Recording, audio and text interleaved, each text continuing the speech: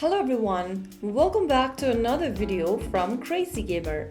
Today in this video, I'm gonna be guiding you through how you can easily log into your existing Nintendo account. Logging into Nintendo is super easy. First of all, launch open any web browser of your preference and in the URL box type in nintendo.com and search. You'll find yourself in the official website of Nintendo, which looks like this. Now go to the top right corner and click the login/sign up button. In the expanded menu that appears on the screen, click on login. Now you'll find yourself in the sign in area on the next page.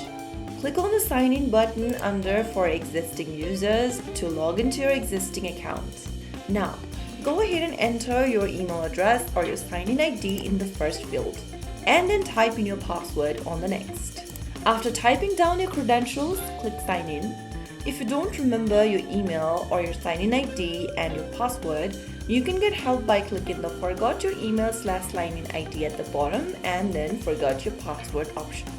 Finally, after entering your details, click sign in and you will be able to log into your Nintendo account. So that is how it's super easily done. If you found the video helpful, don't forget to like, share and subscribe to our channel. I will be back again in the next episode. Thank you for watching.